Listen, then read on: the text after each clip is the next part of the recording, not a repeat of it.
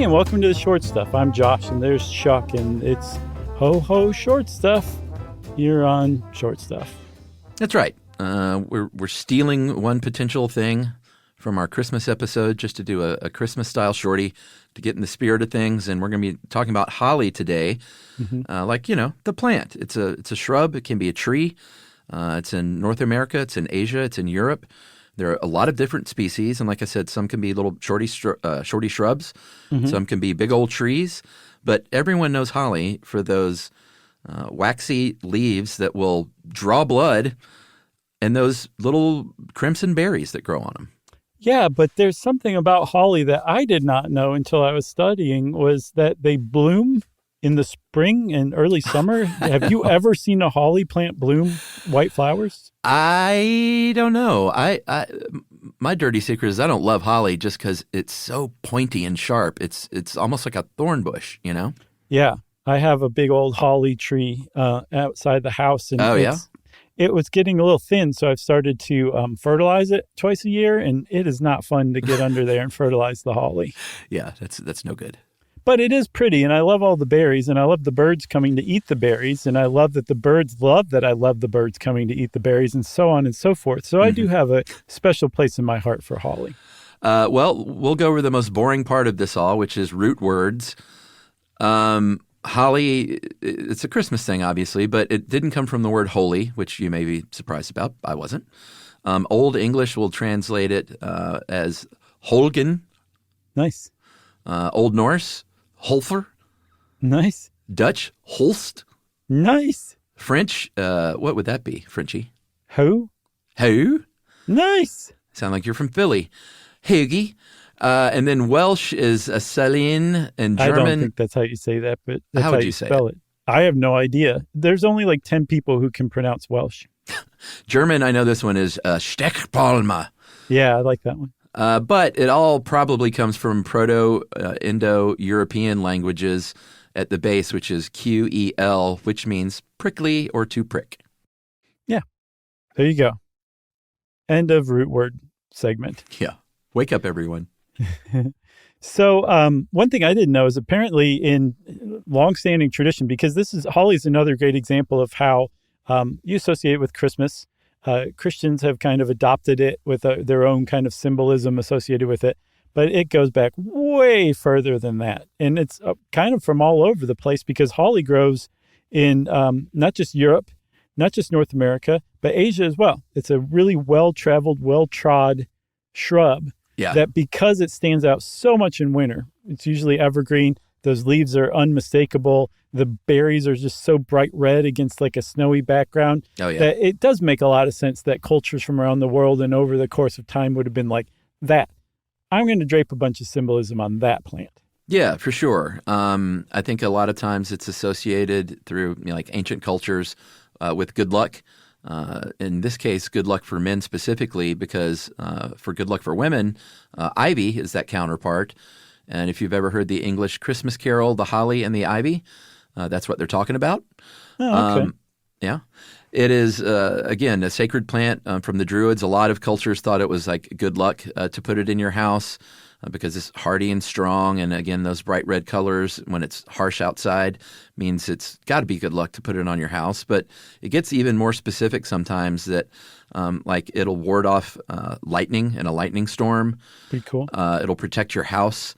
If you were in Rome, they would associate it with Saturn. So it obviously came about during their Saturnalia festival a lot. Which has a huge influence on Christmas. That was the Romans' mid to late December winter festival. Yeah. So they used holly. And then when the Christians came around, the Romans were like, you're not allowed to use holly for your Christmas celebration, whatever that is. Yeah. It was banned, apparently, at least at first. And then, like you said, the Druids also had their own thing going on, too. So this is all happening at different times. I mean, the Romans would have been celebrating Saturnalia while the Druids would have been celebrating their own thing. I don't know that one influenced the other. Yeah. I know that they were connected via Rome at one point in time, but I feel like the Druids' celebration and use of holly in the wintertime was contemporaneous and not influenced by the Romans. I could be wrong, though. All right. I bet someone knows. Yeah, I'd love to know. You did mention some Christian symbolism. Anytime you see anything red, generally in Christianity, that's going to symbolize the blood of Christ from the crucifixion. The legend was that those berries were white, but then Christ's blood stained them red as a reminder. And then the pointy points that I hate so much symbolize the crown of thorns during the crucifixion. And in fact, in German, it is known as Christdorn or Christthorn. So that's pretty obvious. Sure. Should we take a break? Yeah, we should. All right, enough of that. Let's talk after the break about the plant itself right after this.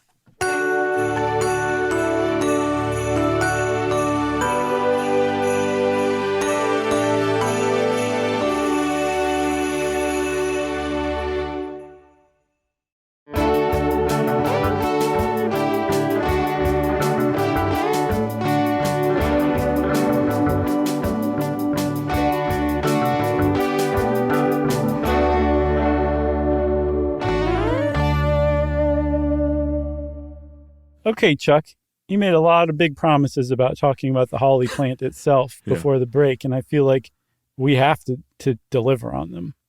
Yeah. It's generally an evergreen, but not always. It can also be deciduous, which is kind of cool. Weird. Yeah. Oh, is that it? Yeah, that's all I got. The most of them are evergreen, though, like I said, around the world, which is why people are like, I really like that plant in wintertime. I guess that they are good in shade, they're good in sunlight, they do like well-drained soil, and they are either a male plant or a female plant, which means they're dioecious. Yeah. Dioecious. I nailed it.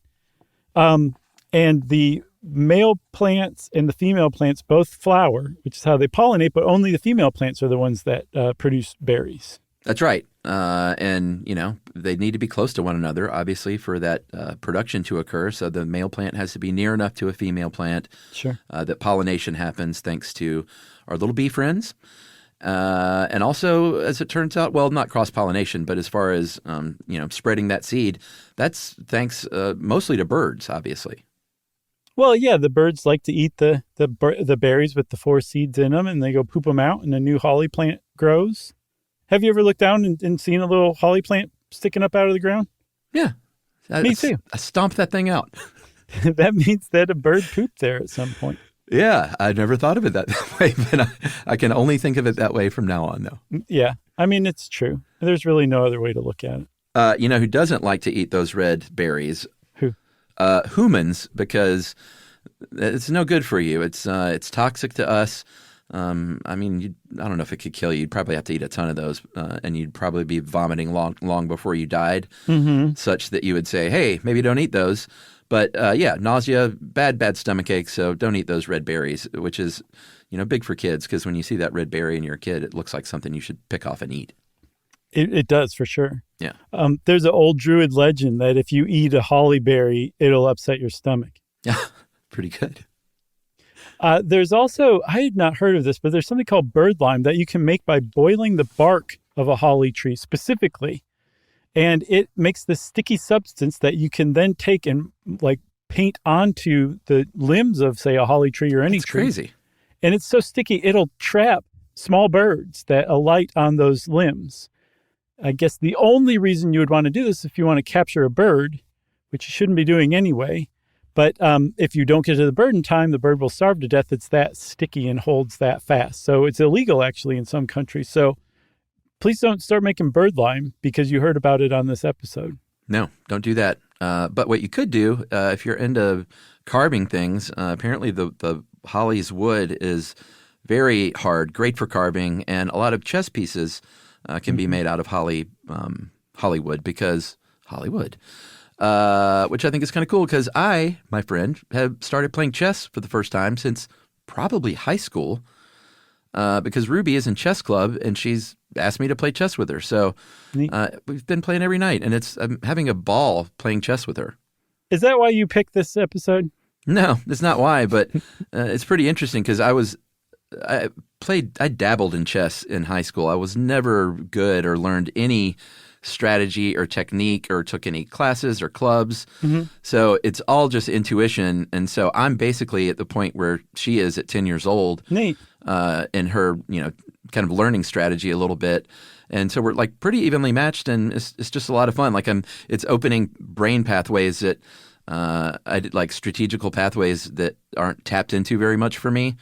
So I'm really digging it. And for Christmas, I already threw down in like a really nice hand-carved chess set for us as a little surprise. That's cool. How'd she get into chess? Just chess club at school. She signed up for, I have no cool. idea why. Probably some boy was in it that she had a crush on, would be my guess. Has she, she's like, this is going to make his bow tie spin when I join. I think so. Has she seen The Queen's Gambit yet? No. I don't know how much you get into that yet. I bet searching for Bobby Fischer could be a good one, though, for her. Okay. All right, we'll start with that. Make sure she sees The Queen's Gambit at some point. All right.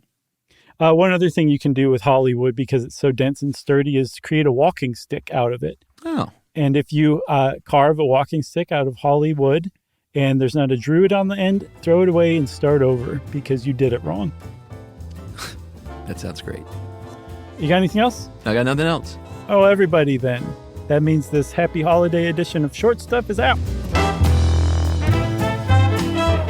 Stuff You Should Know is a production of iHeartRadio. For more podcasts from iHeartRadio, visit the iHeartRadio app, Apple Podcasts, or wherever you listen to your favorite shows.